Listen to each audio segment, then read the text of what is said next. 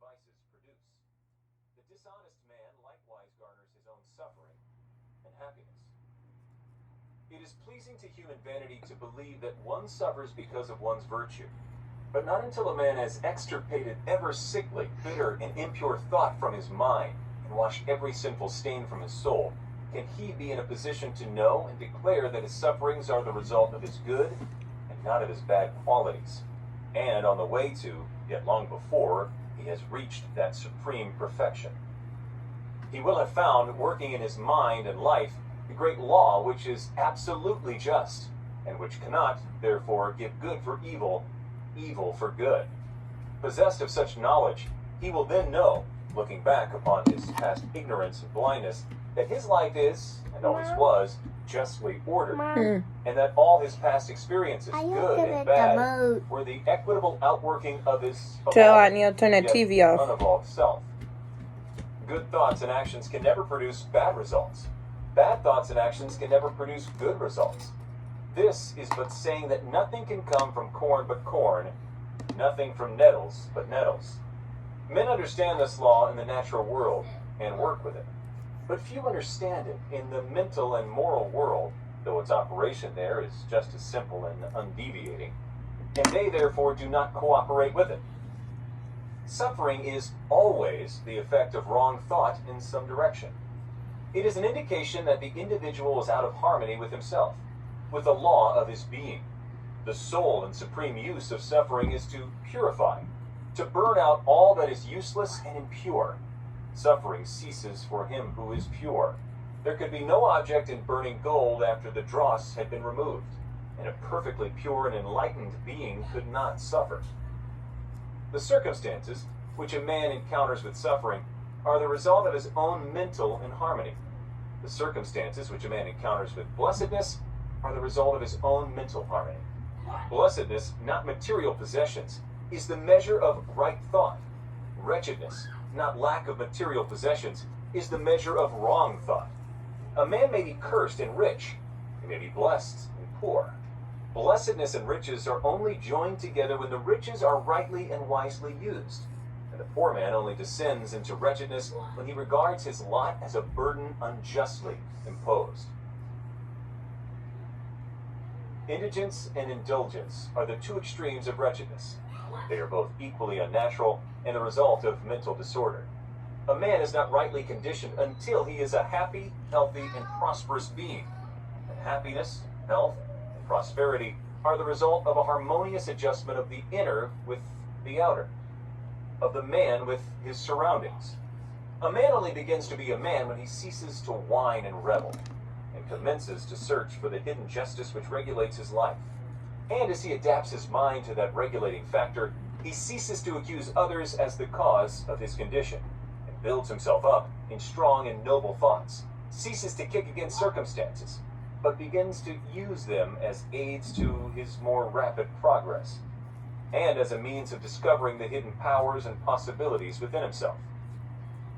Law, not confusion, is the dominating principle in the universe.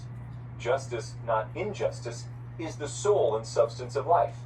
And righteousness, not corruption, is the molding and moving force in the spiritual government of the world. This being so, man has but to right himself to find that the universe is right. And during the process of putting himself right, he will find that as he alters his thoughts towards things and other people will alter towards him. The proof of this truth is in every person, and it therefore admits of easy investigation by systematic introspection and self-analysis. Let a man radically alter his thoughts, and he will be astonished at the rapid transformation it will effect in the material conditions of his life. Men imagine that thought can be kept secret, but it cannot. It rapidly crystallizes into habit, and habit solidifies into circumstance. Bestial thoughts crystallize into habits of drunkenness and sensuality, which solidify into circumstances of destitution and disease. Impure thoughts of every kind crystallize into enervating and confusing habits, which solidify into distracting and adverse circumstances. Thoughts of fear, doubt, and indecision crystallize into weak, unmanly, and irresolute habits, which solidify into circumstances of failure, indigence, and slavish dependence. Lazy thoughts crystallize into habits of uncleanliness and dishonesty, which solidify into circumstances of foulness and beggary. Hateful and condemnatory thoughts crystallize into habits of accusation and violence, which solidify into circumstances of injury and persecution. Selfish thoughts of all kinds crystallize into habits of self-seeking, which solidify into circumstances more or less distressing. On the other hand, beautiful thoughts of all kinds crystallize into habits of grace and kindliness, which solidify into genial and sunny circumstances. Pure thoughts crystallize into habits of temperance and self-control, which solidify into circumstances of repose and peace. Thoughts of courage, self-reliance, and decision crystallize into manly habits, which solidify into circumstances of success, plenty, and freedom.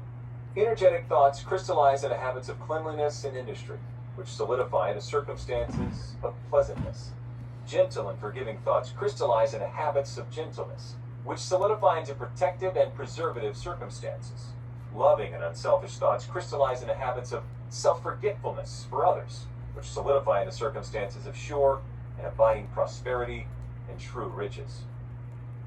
A particular train of thought persisted in, be it good or bad, cannot fail to produce its results on the character and circumstances.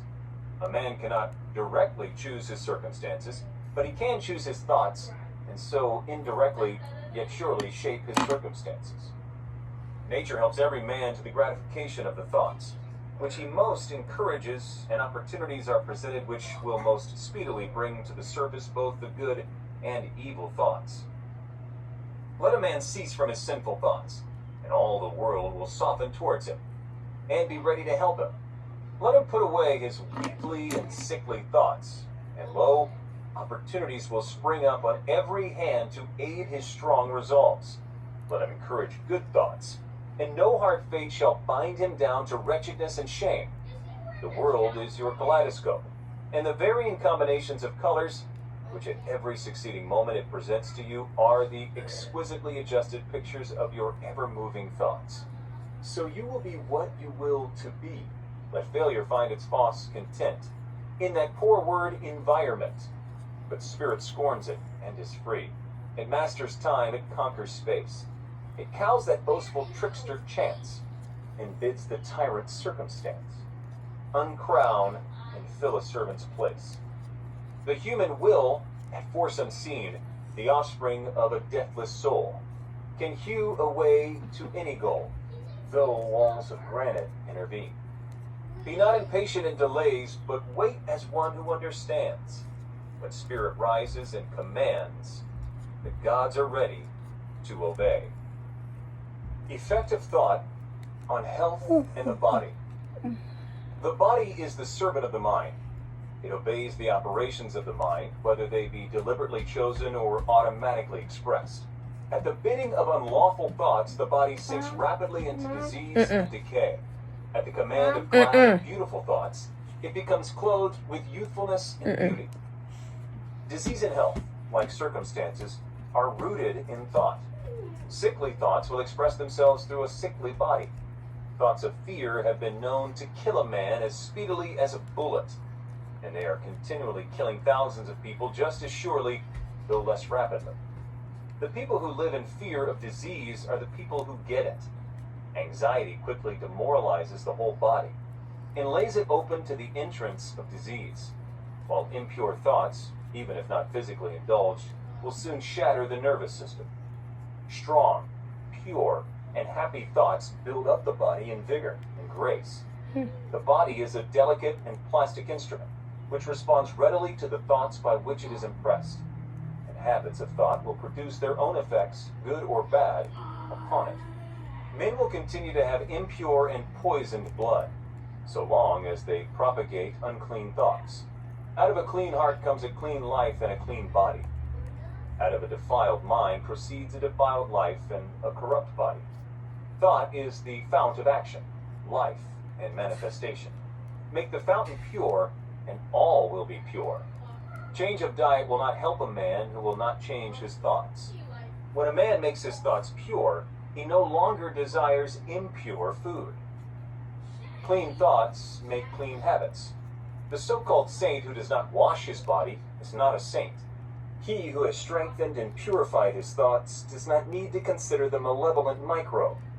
If you would protect your body, guard your mind. If you would renew your body, beautify your mind. Thoughts of malice, envy, disappointment, despondency rob the body of its health and grace. A sour face does not come by chance. It is made by sour thoughts. Wrinkles that mar are drawn by folly, passion, and pride. I know a woman of 96 who has the bright, innocent face of a girl. I know a man well under middle age whose face is drawn into inharmonious contours. The one is the result of a sweet and sunny disposition. The other is the outcome of passion and discontent. As you cannot have a sweet and wholesome abode unless you admit the air and sunshine freely into your rooms. So a strong body and a bright, happy, or serene countenance can only result from the free admittance into the mind of thoughts of joy and goodwill and serenity. On the faces of the aged there are wrinkles made by sympathy, others by strong and pure thought, and others are carved by passion, who cannot distinguish them. With those who have lived righteously, age is calm, peaceful, and softly mellowed, like the setting sun. I have recently seen a philosopher on his deathbed. He was not old except in years. He died as sweetly and peacefully as he had lived. There is no physician like cheerful thought for dissipating the ills of the body. There is no comforter to compare with goodwill for dispersing the shadows of grief and sorrow. To live continually in thoughts of ill will, cynicism, suspicion, and envy is to be confined in a self-made prison hole. But to think well of all, to be cheerful with all, to patiently learn to find the good in all, such unselfish thoughts are the very portals of heaven.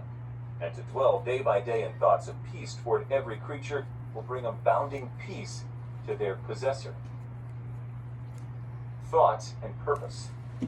Until thought is linked with purpose, there is no intelligent accomplishment. With the majority, the bark of thought is allowed to drift upon the ocean of life. Aimlessness is a vice, and such drifting must not continue for him who would steer clear of catastrophe and destruction. They who have no central purpose in their life fall an easy prey to petty worries, fears, troubles, and self-pityings, all of which are indications of weakness, which lead, just as surely as deliberately planned sins, though by a different route, to failure, unhappiness, and loss. For weakness cannot persist in a power-evolving universe. A man should conceive of a legitimate purpose in his heart, and set out to accomplish it. He should make this purpose the centralizing point of his thoughts. It may take the form of a spiritual ideal, or it may be a worldly object. According to his nature at the time being, which whatever it is, he should steadily focus his thought forces upon the object, which he has set before him.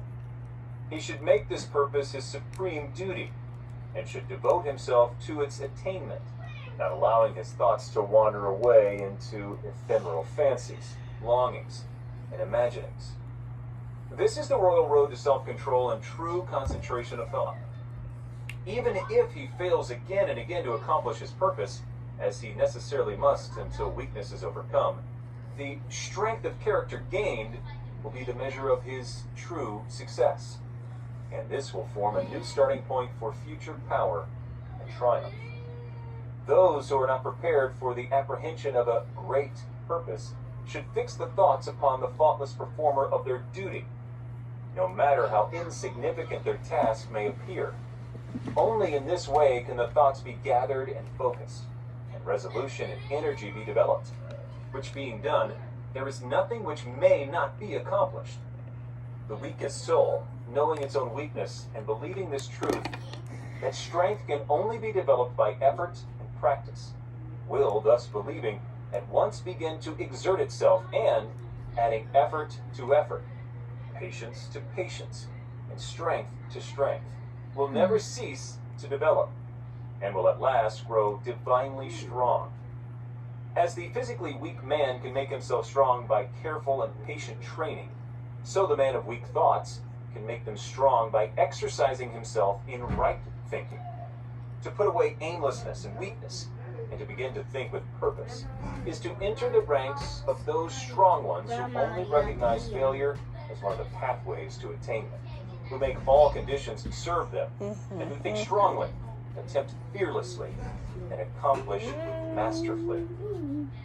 Having conceived of his purpose, a man should mentally mark out a straight pathway to its achievement, looking neither to the right nor the left. Doubts and fears should be rigorously excluded. They are disintegrating elements which break up the straight line of effort, rendering it crooked, ineffectual, useless. Thoughts of doubt and fear never accomplished anything, and never can. They always lead to failure. Purpose, energy, power to do, and all strong thoughts cease when doubt and fear creep in. The will to do springs from the knowledge that we can do. Doubt and fear are the great enemies of knowledge, and he who encourages them, who does not slay them, thwarts himself at every step. He who has conquered doubt and fear has conquered failure. His every thought is allied with power, and all difficulties are bravely met and wisely overcome. His purposes are seasonably planted, and they bloom and bring forth fruit, which does not fall prematurely to the ground. Thought allied fearlessly to purpose becomes creative force. He who knows this is ready to become something higher and stronger than a mere bundle of wavering thoughts and fluctuating sensations. He who does this has become the conscious and intelligent wielder of his mental powers. The thought factor in achievement. All that a man achieves and all that he fails to achieve is the direct result of his own thoughts. In a justly ordered universe, where loss of equipoise would mean total destruction, individual responsibility must be absolute. A man's weakness and strength, purity and impurity are his own, and not another man's. They are brought about by himself, and not by another. And they can only be altered by himself, never by another. His condition is also his own, and not another man's. His suffering and his happiness are evolved from within. As he thinks, so he is. As he continues to think, so he remains. A strong man cannot help a weaker unless that weaker is willing to be helped. And even then, the weak man must become strong of himself. He must, by his own efforts, develop the strength which he admires in another. None but himself can alter his condition. It has been usual for men to think and to say, "Many men are slaves because one is an oppressor. Let us hate the oppressor."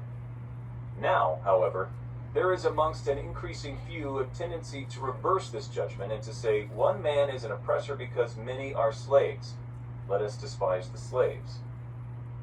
The truth is that oppressor and slave are cooperators in ignorance, and while seemingly to afflict each other, are in reality afflicting themselves. A perfect knowledge perceives the action of law and the weakness of the oppressed and the misapplied power of the oppressor.